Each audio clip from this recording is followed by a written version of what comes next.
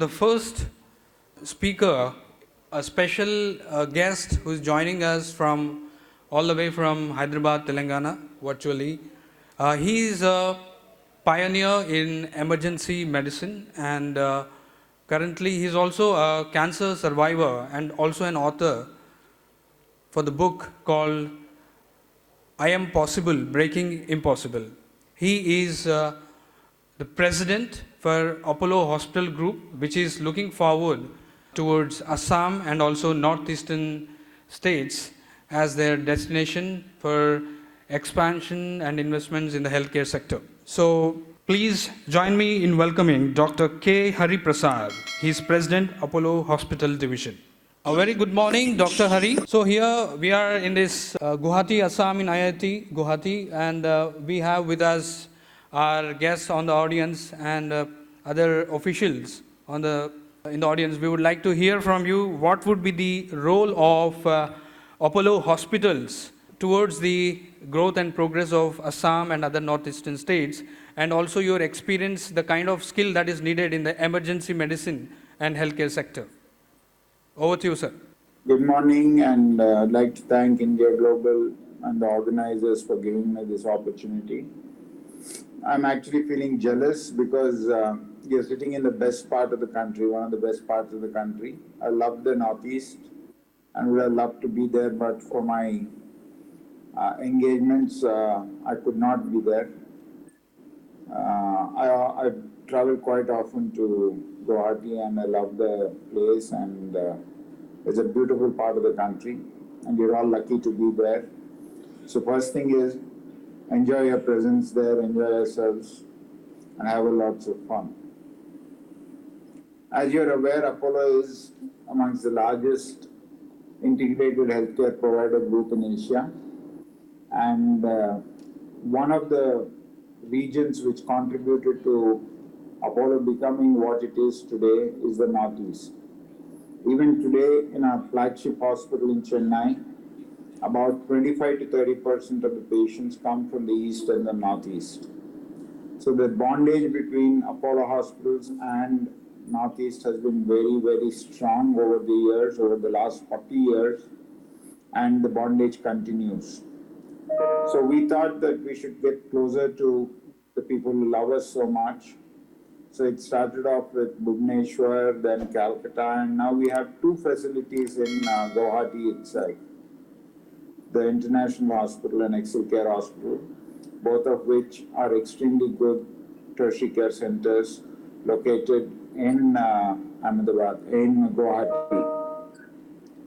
So we are gradually moving closer and closer to the people of Northeast, and we hope to go further up into the lovelier part of Northeast once things settle down, the elections are done, and once things settle down and we get the right opportunity. Now, health is universal. People living in every part of the world need and deserve the best of healthcare, and people from the Northeast are no different. One of the most critical aspects of healthcare is access, both geographic access and financial access. Now, geographical access was a challenge for Northeast because it was not easy to travel from Northeast to the rest of the country a decade ago, or from the rest of the country to the Northeast. But now, with improved connectivity, both road and air connectivity, travel has become simpler, and geographic access to the Northeast has become that much more easier. That is the first step in enhancing the quality of care in the Northeast. And the second is the financial access. Quality healthcare always costs money. Nothing comes free, and it costs money. It is a matter of debate as to who will pay for it. The governments may pay for it, insurance companies may pay for it, you may pay for it out of your pocket, but at the end of the day, somebody has to pay for it. So financial access is the next important component of it, and a lot of thought has gone into it, with many of the governments coming forward The Union government coming forward with one of the largest insurance schemes in the world, social insurance scheme in the world, that's the Ayushman Bharat. Then state governments are coming up with their own schemes, some adopting Ayushman Bharat, some adopting their own schemes. But ultimately, social insurance is becoming a reality in the country. But the success of any of these initiatives depends on a win-win situation for all the stakeholders. The stakeholders in healthcare are first the community and the patients. The second are the providers. The third is the people working in the hospitals, whether it's a doctor, a nurse, a technician, whoever it is. That is the third stakeholder. And fourth stakeholder is the payer, which could be the government, the insurance company, or the institution where the employees are paid for by the employers. So there are these four stakeholders, and any program is going to be successful only when all the goals of all the stakeholders are aligned and there's a win-win situation for all the stakeholders. Right now, with Ayushman Bharat and some of the state teams being just introduced, I think the process of alignment is still happening, and it will take a little while before all the stakeholders become aligned to it and find value in what they're doing. So I think it is important that we stick with these schemes and make sure that they reach the ultimate goal of providing health for all, or universal health coverage. That is critical, and we are moving in the right direction. The second stakeholder is the important point I wanted to discuss about was the importance of preventive health care. Now, irrespective of what it is, how rich a country is, no country in the world can afford to treat all the illness that occurs in the country. So it is very important that we prevent illness. Almost 80% of the deaths it's projected will happen due to non-communicable diseases like cancers, heart attacks, strokes, accidents, and stuff like this. And all these are preventable or at least controllable diseases. So it is very important that we all pay attention towards the preventable aspect of healthcare. Now, I'm sure you have read in the news that youngsters, 30 years old, 40 years old, fit youngsters are just dropping dead. So this is not a new phenomenon, it is just being highlighted at this point of time. So please make sure that you spend enough time on yourselves in terms of healthcare. Some of the things which you definitely need to do is make sure that you are taking care of yourself, make sure you get adequate sleep, make sure you're eating the right diet and say no to junk diet. Don't get into habits like smoking. Smoking is one of the most, and tobacco chewing are one of the most leading causes of cancer. So avoid them, exercise regularly, and most importantly, have your health check at regular intervals depending on the age. Now, all these will help you to prevent serious illness and hospitalization. Hospitalization and serious illness is one of the biggest cause for rural indebtedness in this country. It is pushing people from middle class into below poverty line, and below poverty line patients into very bad and dire state. So we should do everything possible to avoid such a situation by making sure that we give preventive healthcare the importance that it deserves. One, and second, making sure that you are adequately covered in case of a disease occurs, whether it is insurance, whatever may be the scheme, you need to have enough coverage to take care of you if a disease does occur. I always give a very simple example. I'm sure all of you have a motorcycle at least, or a car, or any four-wheeler or two-wheeler. You are not allowed to bring the two-wheeler or four-wheeler onto the road without an insurance for the two-wheeler or four-wheeler. It is illegal. And the guy who is giving you the vehicle, selling the vehicle, actually insures the vehicle before he gives it to you. And in case of an accident, your two-wheeler can be repaired with the money that you get from the insurance, but you will not be covered for the injuries that you sustain when you're driving a two-wheeler or a four-wheeler. So that is a very, very big irony in the country. So make sure that you spend enough amount of focus and time in getting yourself adequate coverage in terms of health insurance, be whatever the scheme. And if even if you are covered, I think what you should be able to do is there are a lot of schemes which provide you top up coverage, which you should be able to take by yourself and make sure that the coverage levels are adequate and you make sure that the amount you are covered for is sufficient even for a serious illness. The next stakeholder is the employees. Now, we used to see in the initial part of my career, at least I used to see many of them, almost not many, most of the nurses coming out of Kerala. Now we are beginning to see a lot more of the health force coming in from the Northeast. I think Northeast has got a great population which is capable of supplying workforce not just to the healthcare industry in the country, but across the world. And one of the huge advantages for Northeast, especially in Meghalaya and other places, is their ability to speak English. So skill development is a very important aspect for Northeast, and I think the government of India is giving a lot of importance to it, and you must take advantage of it. And I will not be surprised if I see the majority of healthcare providers coming out of the Northeast and serving the rest of the country.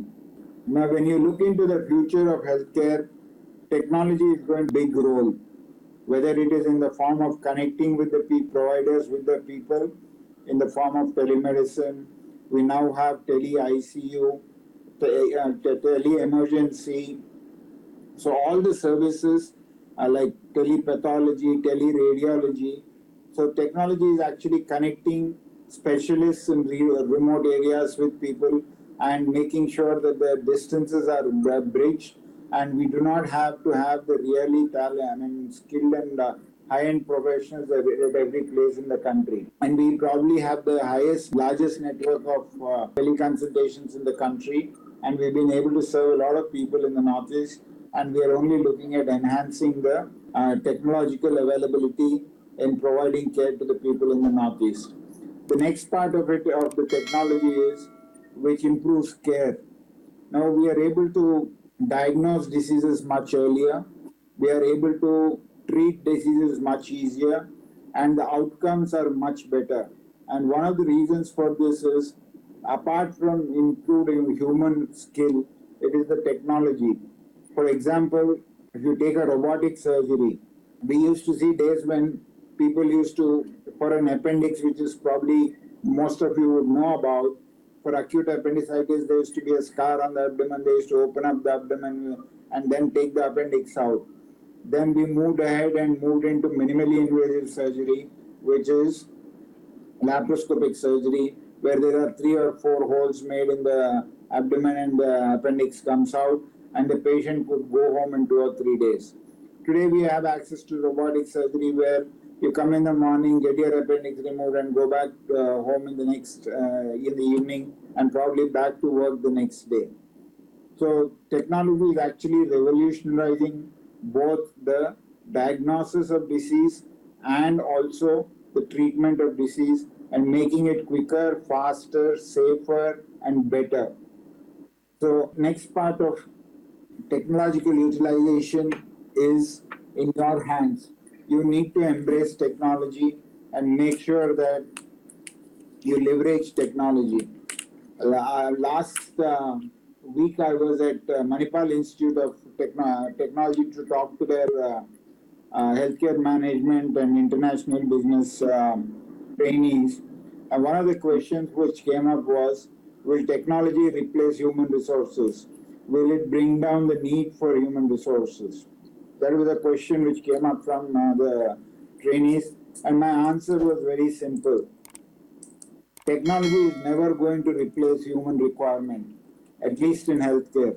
Technology is only going to enhance the skills of the hands behind the technology. Technology is only going to make it safer for the patient. Technology is only going to improve outcomes for the patient. But the people behind the machine are always required and are always going to remain. And only thing will be that they would need to embrace technology and they would need to know how to use the technology. So be prepared to embrace technology. Don't be scared of technology. Embrace technology. Learn the skills of newer technology and be prepared for change. This is a little bit of the future into the future, and I think it is very, very important for all of you to spend enough time on understanding the latest developments in technology and how they would aid healthcare or, for that matter, any other sector in improving and enhancing the output that comes in that particular sector. With that, I will stop there, and if there are any questions, I will be happy to take. Over to the organizers.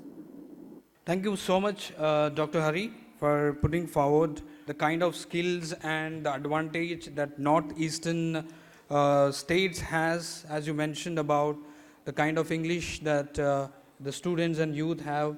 That is one of the advantage, and the kind of workforce has a great potential towards employment, and also the whole of India is looking at towards northeast to be the next destination. We would also like to know, Dr. Hari, like what would be the vision of Apollo Hospital Group towards Assam and other northeastern states? As I mentioned during my initial remarks, we are already present in Assam with two hospitals.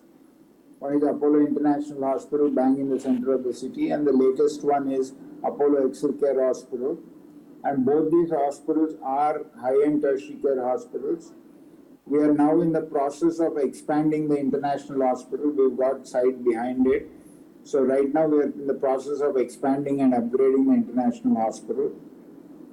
But our intention doesn't end there. We have a lot of telemedicine and technological connection with further northeast, like Shillong and any of Meghalaya, like Tripura, Nagaland, and all these places. And probably we would look at opportunities for setting up physical facilities in other towns and cities in the northeast once the opportunity presents. But as I said, it is not just about the walls and the machines, it is about the people. So I think the skill upgradation of the people of the northeast is a very, very important factor. Once there are skills, I think the rest of the things will fall into place. Now that the connectivity is improved significantly, the conditions have improved significantly, I think it is the skills which matter.